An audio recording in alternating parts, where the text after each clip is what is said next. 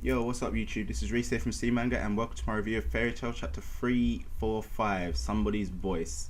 So, there's some new revelations and new plans in this chapter, Urza in her child form, we get a bit of comedy with her, which is alright, She obviously is not used to being in such a small body like, after such a long time. She can't even move around properly. So you see her like slip down the side of the ice mountain, which is pretty funny. And then it's like her thoughts is a bit like, what the hell? She's basically kind of like thinking, oh god, what's everyone going to think of me now that I'm a child? What would they do if they see me like this? You see Wendy looking at her like, oh yeah, I'm going to now call you my little sister because you're shorter than me, ha ha ha. You see like Nuts and Grey, it's like, oh right, cool, now we can finally take her. And then you end up seeing like Jalal, just like, oh god, no, I don't want anything to do with you anymore, I don't do kids. So yeah, that's pretty funny.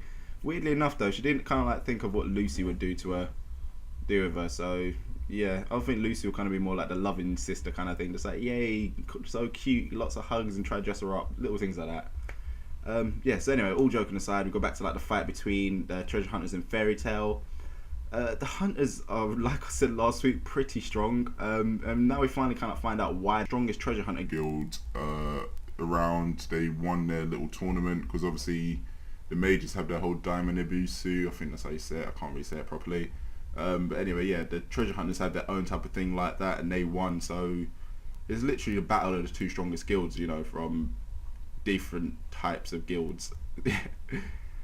Grey is finally able to steal the moon drip off of them, which is pretty, I actually didn't expect that to happen so quickly. I thought they were actually going to battle a bit more.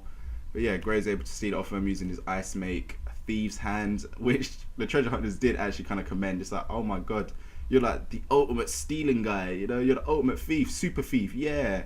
He's just like, I'm not a thief for God's sake, I'm just taking something off you because we need it. Which is, yeah, pretty much the same thing. So anyway, after that, they have a little game of keep away, trying to keep the rune drip away from the treasure hunters. They're trying to grab it back. So you have Grey has it, he throws it to Natsu to Lucy. Sorry, no. It's Grey to Natsu to Lucy, Lucy to Wendy, Wendy to Carla, Carla to Happy, which was the stupidest thing to do because Happy, being, the little dopey cat he is, completely misses the catch and it smashes on the floor. Brilliant. Game over. Moondrip gone.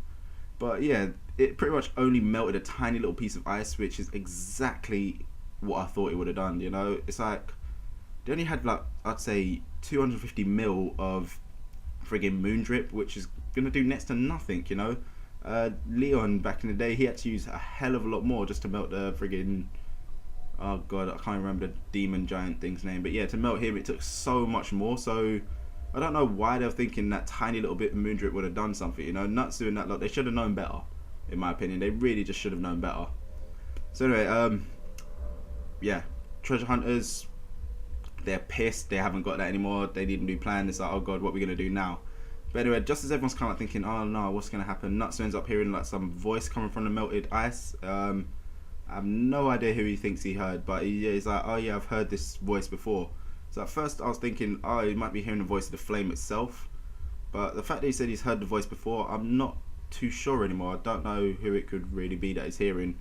But it obviously has to have something to do with Natsu. It might even be Zerus' voice that he's hearing, because Natsu is literally the only one who can hear him.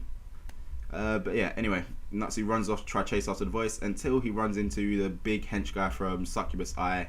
I'm not even too sure if they said his name or not, I can't remember. But the guy turns Natsu to a childlike state and is like, yep, now I can deal with you. So yeah, the chapter pretty much ends there with Natsu just like, what the hell, I'm now a kid. So yeah, it does actually raise quite a few questions, like what the hell is that guy's magic? It's like, it's obviously connected to something to do with time magic, but what really could it be? So the only real person we ever saw using time magic was Altair. So I'm kind of a bit confused there as to what he can actually do, but anyway, all we know is that, yeah, so we don't even really know what their final game plan is. It's like, I know Minerva's back to kind of like take revenge, but what is it they're actually doing in the first place? Were they the ones who set the place into ice? So they're looking for the eternal flame as well? So much is unknown. So yeah, hopefully we'll find out something about that soon. But anyway, good thing is, looks like the treasure hunter guys are going to be sticking around for a while, which kind of makes me a bit happy. I kind of like their characters a bit. So yeah, their new plan, now they can't really get the flame, is to steal Lucy's keys, because obviously they ain't going home empty-handed, and Lucy's keys are actually pretty rare and valuable. So yeah, I'm pretty much guessing they're going to end up running Succubus Eye as well. They're going to become like just, you know, they're obviously going to have to team up to try and defeat whatever the hell is going to be the main villain in this arc. So yeah, I'm looking forward to it. Hopefully they'll become like some nice powerful allies together. So yeah, there you have it. If I had to put a number on this review,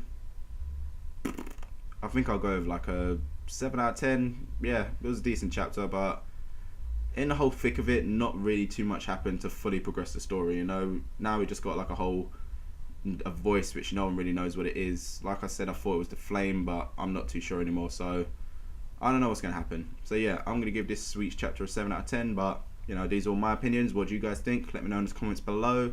As usual, if you enjoyed the video, give it a little thumbs up, really does help, and check out the channel for more content. So I'll see you soon.